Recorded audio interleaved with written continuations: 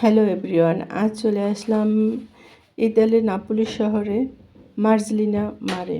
আসসালামু আলাইকুম প্রিয় বন্ধুরা, তোমরা কেমন আছো? তো আজ তোমাদের সাথে শেয়ার করব মার্জেলিনা মারের কিছু দৃশ্য।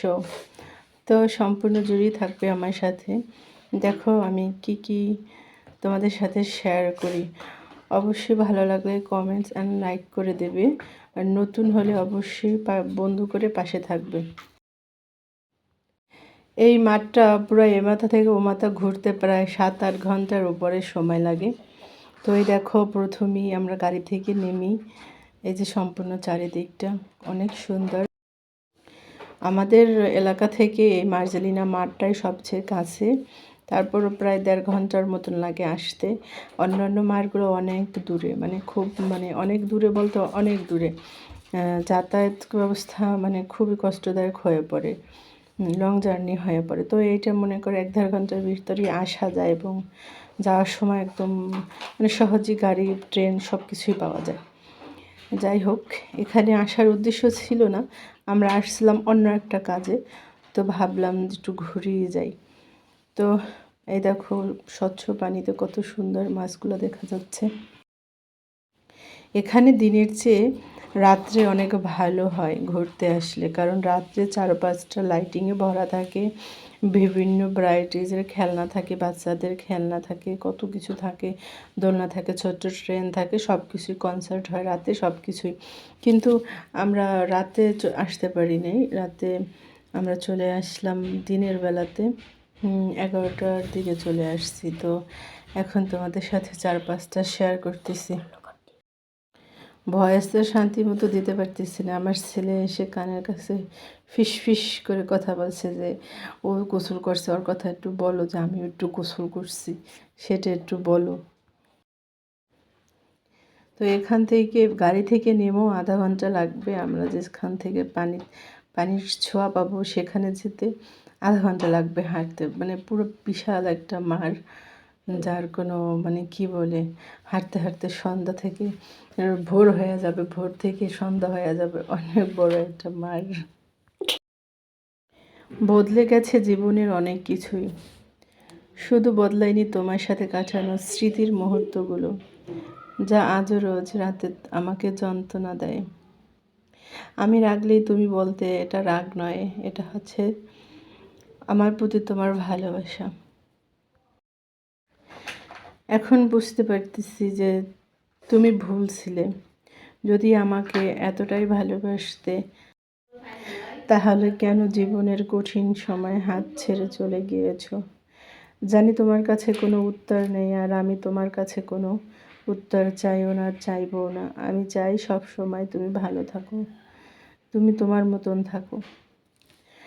আর আমি না হয় আমার প্রিয়জনকে উৎসর্গ করে দিলাম। তোমার প্রিয়জনের জন্য আমার একটাই মিনতি, তার সাথে এমন কোনো গল্প শুরু করো না যার শেষ তুমি না করতে পারো। আমি চাই না আমাদের আর কখনো দেখা হোক। আমিও দেখি আমার মতো কে রাখে আর কে ভালোবাসে। আর কখনো এটা চিন্তা করো না যে আমি ভালো নেই। আমি আমাকে নিয়ে খুব ভালো আছি। এই যে দেখো, মারার পরে বলছিলাম না হঠাৎ করে চলে আসছি। তো এখন আইমান পানিতে নামবে। তো নামার জন্য তো এখন ও তো আর সাঁতার জানে না, ভাসতে পারে না ও এখনও। তো সেজন্য কিছু হালকা টুকিটাকি কেনাকাটা করব। এই যে এখানে আবার বালু নিয়ে খেলা করবে, সেই জন্য। তো বালু নিয়ে খেলা করার জন্য এই বালতির একটা সেট কিনলো, আর যে ভেসে থাকার জন্য বেলুনগুলো কিনলো। তো দেখো কত সুন্দর চারপাশটা এখানে সব কিছু বালুর ভিতরে, যে খেলার মাঠ আছে, তারপরে গোসল, যে সাইডে বাথরুম আছে, এখানে টিউবের পানি আছে। তো নোনা পানি থেকে গোসলের শেষে তারপর ওইখানে গোসল করে তারপর কাপড় চাপড় চেঞ্জ করে যে যার মতো চলে যায়। তো এই যে দেখো এখন বেলুন কিনলো, সেটা হাওয়া দিতেছে। তো এইটা দিয়ে ও পানিতে ভাসবে, তো সেজন্য এটা কিনে নিলাম। ও এখনও অতটা সাঁতার তো জানি না, তারপর ভাসতেও পারে না। তো এটা ধরে ধরে হাঁটবে। দেখো কত বড়, এখন রোদটা একদম মাথার উপরে চলে আসছে, সূর্যটা। এই যে বালুর ভিতরে মানে হাঁটার জন্য সুন্দর একটা ব্যবস্থা করে দিচ্ছি, এটা কী জানি না। এখান থেকে আরও 5 মিনিট হেঁটে একদম পানির কাছে যেতে পারবো। এই যে চারপাশের যে পরিবেশ, চারপাশের পরিবেশ শেয়ার করা যাবে না। এই যে চলে আসলাম একদম পানির কাছে। তো আয়মান আর আয়মানের বাবা নেমেছে, আমি নামিনি, কারণ আমার পোশাক পাল্টানোর মতন কোনো ভালো ব্যবস্থা নাই।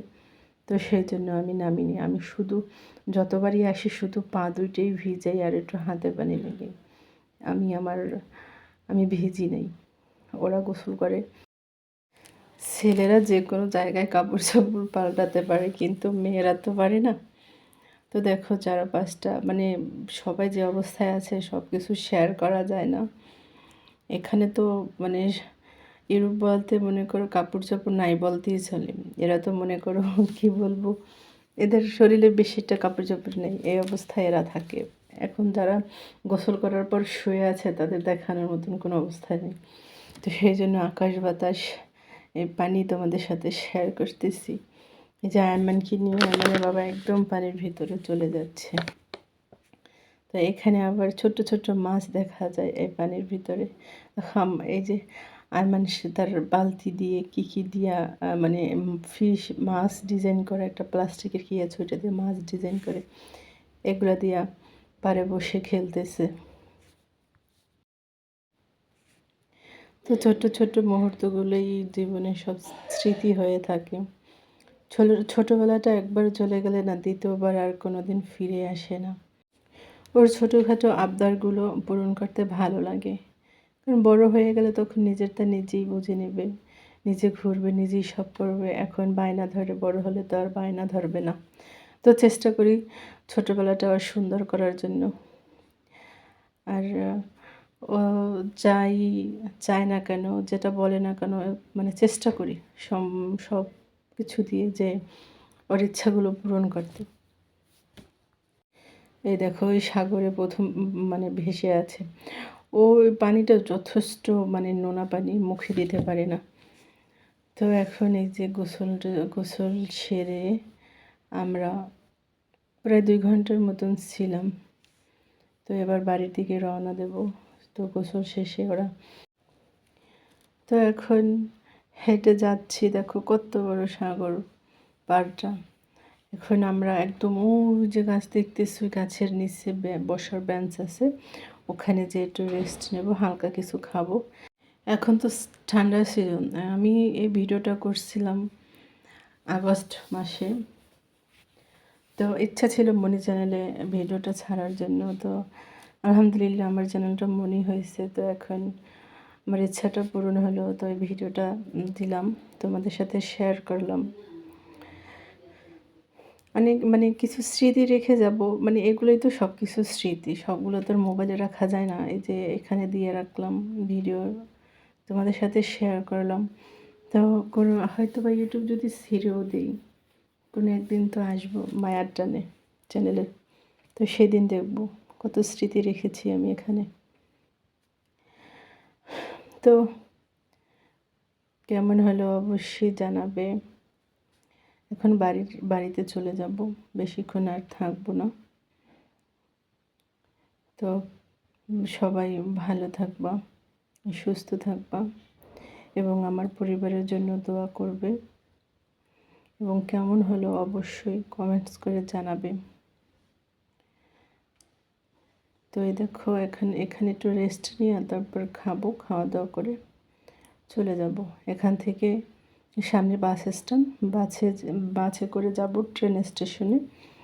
তো ট্রেন থেকে নেমে আমাদের বাসা, ট্রেন থেকে নেমে 2 মিনিট লাগে আমাদের বাসা যেতে। এইটা হয়েছে একটা ভার্সিটি এখানে, মাজলিনা পাড়ার সাথে।